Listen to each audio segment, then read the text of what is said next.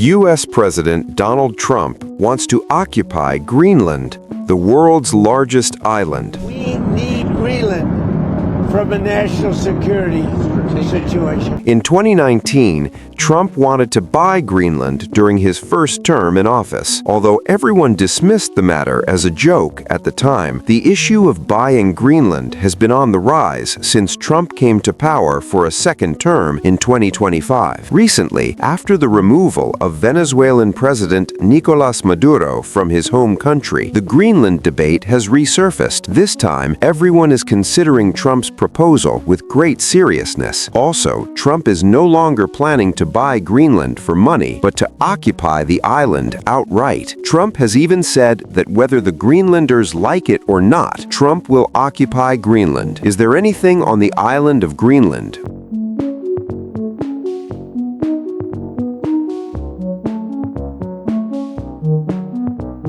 which is under Denmark that has made Trump desperate to occupy Greenland? This episode will discuss that.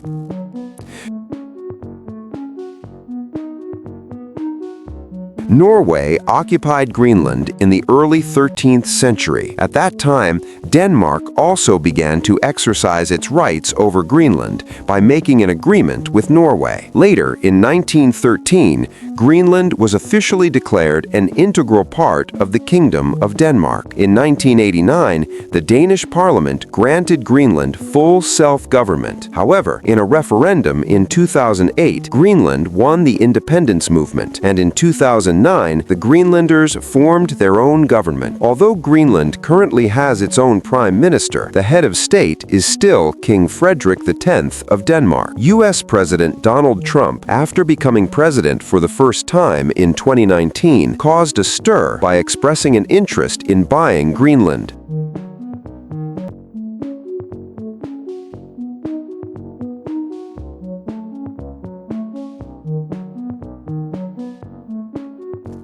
Before the proposal was officially presented to Denmark, the owner of Greenland at the time, Danish Prime Minister Mette Frederiksen commented that Donald Trump's interest was ridiculous. Since then, Greenland's foreign ministry has said that the island is open for business but not for sale. After coming to power for the second time, Donald Trump once again expressed his strong determination to buy Greenland. At that time, Trump directly spoke to Danish Prime Minister Mette Frederiksen on the phone, strongly presenting the offer to buy Greenland. Although Denmark does not want to sell Greenland, they still agreed to negotiate on the issue for fear of U.S. military and economic pressure. In early 2026, Trump said that the use of U.S. military force to acquire Greenland was also being considered. In response, the Danish Prime Minister warned the U.S. president that any U.S. attack on Greenland would end the NATO alliance. Leaders of various European countries also warned Trump in a joint statement that the territorial integrity of Greenland and Denmark must be respected.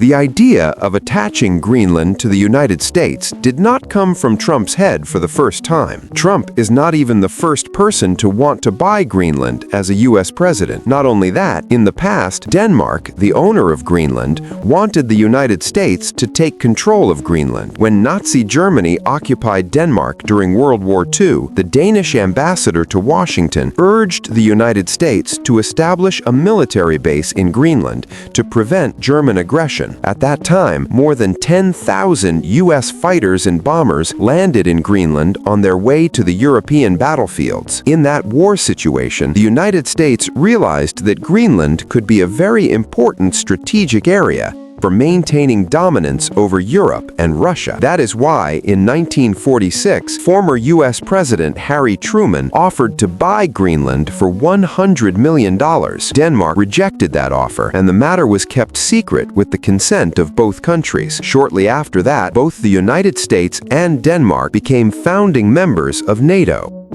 In order to ensure the security of the NATO alliance, Denmark allowed the establishment of a U.S. military base in Greenland. And in 1951, Denmark and the United States signed an agreement on the joint defense of Greenland. As part of that agreement, a U.S. military base is still operating in Greenland. Later, the United States converted its military base in Greenland into a space base. The United States, which Denmark had entrusted with ensuring the security of Greenland in the past, has become the biggest threat to the security of Denmark and Greenland today. That is why it is said that America, who has friends, does not need enemies. The United States has become so desperate to seize Greenland that it is ready to dismantle even NATO, the military alliance it created, for its own interests. The only reason they say this is that stopping Russian and Chinese aggression in Greenland and the Arctic is a vital step for U.S. national security. The biggest security challenge for the United States in the Arctic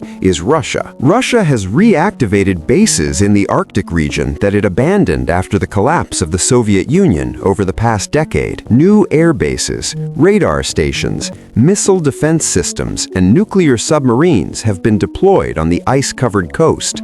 The most sensitive area in this region is the maritime area between Greenland, Iceland, and the United States, known as the GIUK Gap for short. This military corridor allows Russian ships, especially submarines, to enter the Atlantic from the Arctic. If this corridor collapses, the defense zone between the United States and Europe will be weakened, which is a direct risk for NATO. In addition, due to climate change, the ice in the Arctic region is melting rapidly. This is creating new shipping routes through the northern part of the world.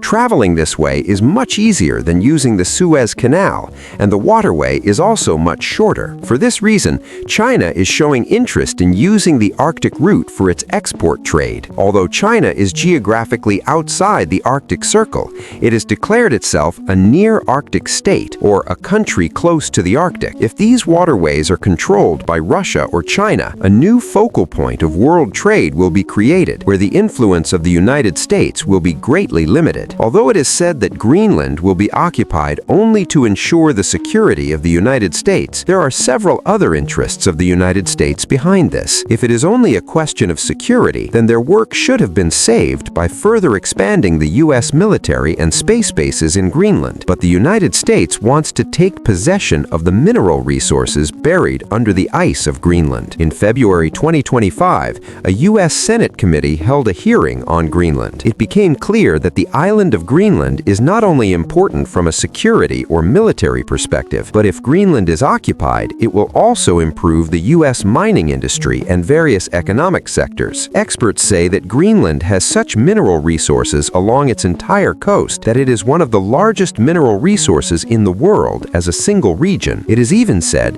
that even if mineral extraction were started in any area of the Greenland coastline without any kind of survey, world-class valuable minerals would still be found there.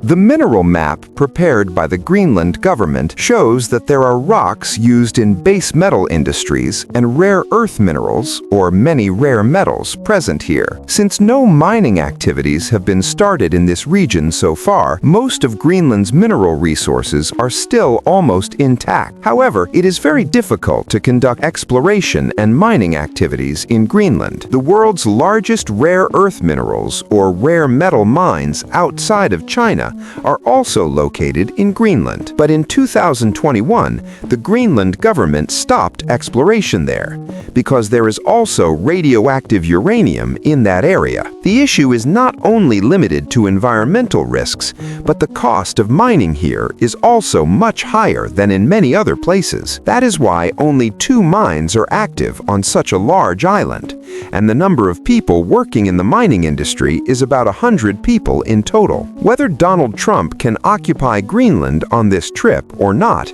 he is at least trying to save his politics within the country by inciting this discussion. Because just a few days ago, his name appeared more than 600 times in the Epstein files, the infamous sexual assault case in the United States.